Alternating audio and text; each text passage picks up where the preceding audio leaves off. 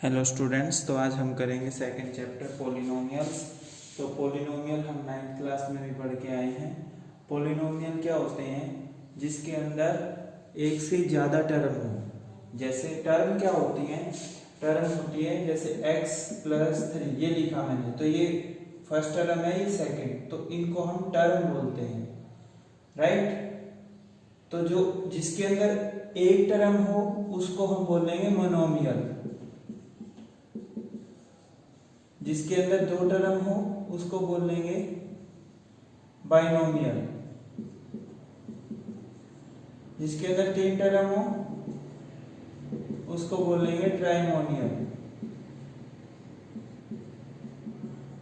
और जिसके अंदर तीन से ज्यादा टर्म हो उसको हम बोलेंगे पॉलिनोमियल।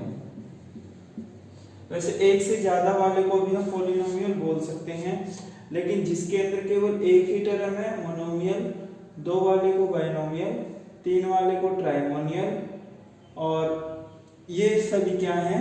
हमारे पॉलिनोमियल। अब मैं आपको बताऊंगा डिग्री क्या होती है। डिग्री होती है पावर। जैसे इसकी डिग्री कितनी है? 1 लिखो या ना लिखो कोई फर्क नहीं पड़ता। तो ये क्या है? Linear polynomial.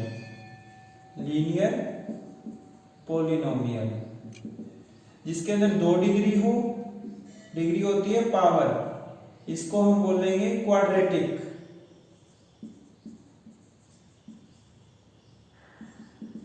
और जिसके अंदर 3 डिग्री हो उसको बोलेंगे हम क्यूबिक। Cubic polynomial, right. जिसके अंदर एक पावर हो वो लीनियर पॉलिनोमियल, जिसके 2 पावर हो वो क्वाड्रेटिक पॉलिनोमियल, जिसकी 3 पावर हो वो क्यूबिक पॉलिनोमियल, राइट। नेक्स्ट है, तो मैंने आपको लीनियर, क्वाड्रेटिक, क्यूबिक बताया, तो इसका ध्यान रखना, जो मैक्सिमम पावर होती है उसको हम डिग्री बोलते हैं।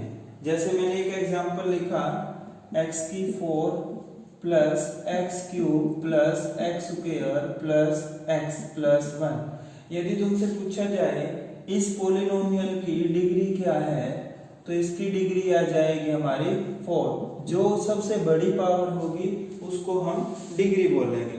तो यदि कोई पावर नहीं है, एक पावर है, तो वो लीनियर, 2 पावर है क्वाड्रेटिक, 3 पावर है क्यूबिक। यदि मैं इसको यहां से रफ कर दूं, अब तुमसे पूछा जाए तो डिग्री क्या है, तो यहाँ पे डिग्री हो जाएगी हमारी 3। तो ये कौन सा पॉलिनोमियल है? क्यूबिक पॉलिनोमियल है। यदि मैं ऐसे लिखूं, यदि तुमसे डिग्री पूछी जाए तो डिग्री हो जाएगी हमारी 2। कौन सा पॉलिनोमियल है ये? Quadratic polynomial. तो अब मैं आपको बताऊंगा वेरिएबल क्या होते हैं और कोफिशिएंट क्या होते हैं। वेरिएबल देखिए क्या होते हैं। वेरिएबल क्या होते हैं? ये है हमारे वेरिएबल, हिंदी में बोलते हैं चर। वेरिएबल हिंदी में इनको बोलते हैं हम चर। ये क्या है? Which is multiply by variable is called coefficient, गुणांक। और जिसके साथ वेरिएबल नहीं होता वो होता है कांस्टेंट, राइट। तो वेरिएबल क्या होता है? a से लेकर z तक। जैसे यहाँ पे तो x है, अगर मैं ऐसे लिख दूं इस इक्वेशन को, तो यहाँ पे वेरिएबल क्या हो जाएगा हमारा? a। तो वेरिएबल क्या होता है? a से लेकर z तक। कोफिशिएंट क्या होता है? Which is multiply by variable, right. और जिसके साथ वेरिएबल नहीं होता वो क्या होता है हमारा? कांस्टेंट। आई होप ये आपको समझ में आ गया होगा। कोफिशिएंट क्या होता है, वेरिएबल क्या होता है, और कांस्टेंट क्या होता है। वेरिएबल की जितनी पावर होती है उतने जीरोज आते हैं। जीरोज क्या होती है? वेरिएबल की वैल्यू। जैसे मैंने ये लिखा x² + 3x + 5, तो यहाँ पे डिग्री कितनी है? 2। तो यहाँ पे x की कितनी वैल्यू आएंगी? 2 वैल्यूज आएंगी। x की कितनी वैल्यूज आएंगी? 2 वैल्यूज आएंगी। तो जितनी डिग्री उतनी ही वेरिएबल की वैल्यू आएंगी। वैल्यू को क्या बोलते हैं, जो x का मान होता है उसको हम क्या बोलते हैं, जीरोज, जीरोज या शून्य। तो शून्य का आपको समझ में आ गया होगा। शून्य क्या होता है, यदि हम इस इक्वेशन को सोल्व करेंगे तो x के कितने मान आएंगे, 2 मान आएंगे, वो हम आगे सीखेंगे।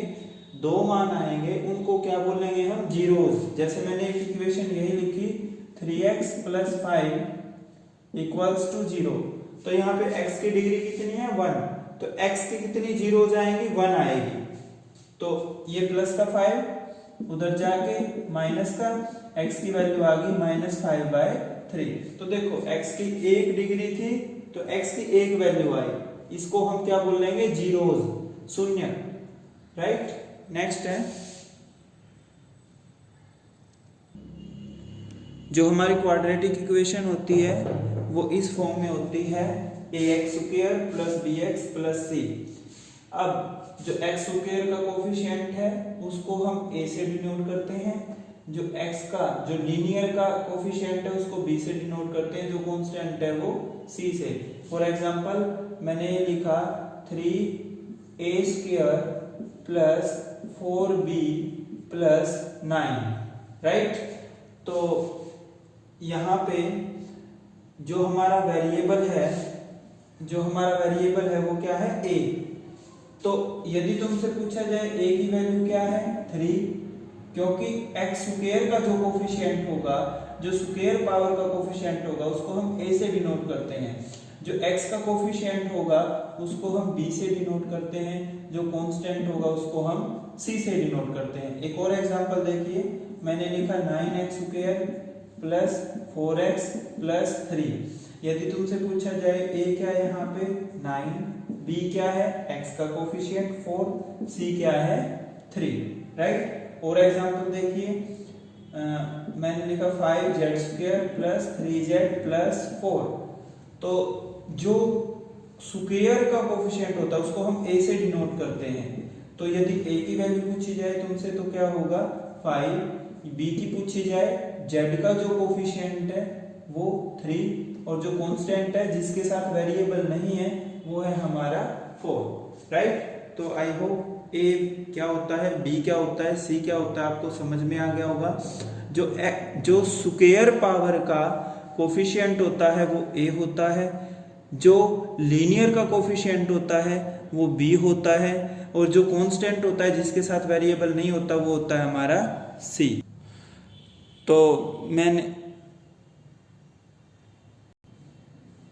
तो मैंने जीरोज आपको बता दिए क्या होते हैं, जीरोज होते हैं जो वेरिएबल की वैल्यू होती है। तो यदि तुमसे पूछा जाए सम ऑफ जीरोज, तो सम ऑफ जीरोज का ये फॉर्मूला होता है शून्यकों का योग -b/a। b क्या है, ये वैल्यू है, और प्रोडक्ट ऑफ जीरोज शून्यकों की गुणा होती है c/a। एक एग्जांपल देखिए, यदि तुमसे पूछा जाए इसमें सम ऑफ जीरोज और प्रोडक्ट ऑफ जीरोज करके दिखाइए, तो a की वैल्यू क्या है यहाँ 3, b की है 4, c की है 3। तो यदि तुमसे पूछा जाए शून्यकों का योग सम ऑफ जीरोज, तो सम ऑफ जीरोज का फॉर्मूला बताया मैंने -b/a। तो b की वैल्यू क्या है 4, a की है 3, और प्रोडक्ट ऑफ जीरोज पूछा जाए तो क्या हो जाएगा c/a। c की वैल्यू है 3 और a की है 3, राइट। एक और एग्जांपल देखिए, 9x² + 4x + 2।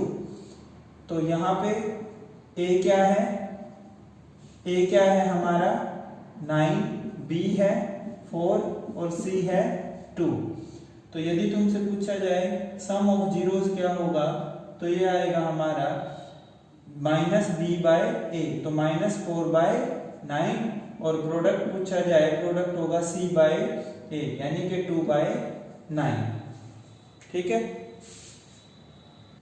तो जैसे ये हमारा फर्स्ट सम है y = px, तो ये तो हमें पता ही है, ये ग्राफ पे ये x एक्सिस होती है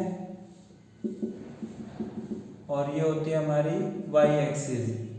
इसके ऊपर x की वैल्यू आती है, इसके ऊपर y की वैल्यू आती है। अब ये x एक्सिस को जहां पे टच करेगा x की उतनी वैल्यूज आएंगी। तो ये y एक्सिस को टच कर रहा है, x एक्सिस को टच कर ही नहीं रहा, तो यहाँ पे x की वैल्यू आ जाएगी 0। ये देखो यहाँ पे x एक्सिस को एक पॉइंट पे टच कर रहा है, तो यहाँ पे x की वैल्यू आ जाएगी 1। इसमें हमने y इक्वल टू px निकालना है, तो x एक्सिस को देखें कहाँ पे टच कर रहा है, तो यहाँ पे देखिए x एक्सिस को 1 2 3, तो यहाँ पे x की वैल्यू आ जाएगी 3। यहाँ पे x एक्सिस को कहाँ पे टच कर रहा है 1 2, तो x की वैल्यू आ जाएगी 2। यहाँ पे 1 2 3 4, तो यहाँ पे x की वैल्यू आएगी 4। यहाँ पे 1 2 3, x की वैल्यू आ जाएगी 3। तो ये थी हमारी एक्सरसाइज 2.1। यदि तुमसे पूछा जाए क्वाड्रेटिक इक्वेशन कैसे निकाल लोगे, तो इसका फॉर्मूला होता है, ये याद कर लेना, x square minus s x plus p equals to 0। S क्या है यहाँ पे, सम ऑफ जीरोस, और पी क्या है, प्रोडक्ट ऑफ जीरोस। तो एक एग्जांपल देखिए इसका, यदि हमें सम ऑफ जीरोस दे रखा है 3, प्रोडक्ट ऑफ जीरोस 4, तो क्वाड्रेटिक इक्वेशन क्या हो जाएगी, एक्स स्क्वायर माइनस सम क्या है S 3x plus product of 0 4। और एग्जांपल देखिए, मान लो सम है 4 और प्रोडक्ट है 9, तो फॉर्मूला क्या हो जाएगा, एक्स स्क्वायर माइनस एस क्या है 4x plus 9 equals to 0। I hope आपको ये फॉर्मूला अच्छे से समझ में आ गया होगा। कुछ प्रॉब्लम्स लिखिए जो कि आपको करनी है अभी। अब यदि आपसे पूछा जाए, मान यही स्टेटमेंट उतारी है मैंने यहाँ पे, सम ऑफ 0 क्या होगा, तो a क्या है 1, b क्या है -3, c क्या है 4, तो सम ऑफ 0 क्या हो जाएगा माइनस b बाय a, यानी कि -3 बाय 1, -3 होगा। और प्रोडक्ट ऑफ जीरो पूछा जाए तो 4 बाय 1, क्योंकि फॉर्मूला क्या होता है c बाय a, c क्या है 4 और a क्या है 1। तो कुछ प्रॉब्लम जो आपको करनी है वो नोट डाउन कीजिए।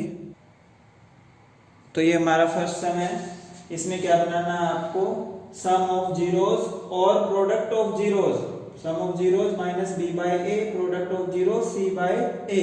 इसमें हमने क्वाड्रेटिक इक्वेशन बनानी है, सम ऑफ जीरोस ये है और प्रोडक्ट ऑफ जीरोस ये है। तो इसको सोल्व करके इसके आंसर्स मैं आपको बता दूंगा।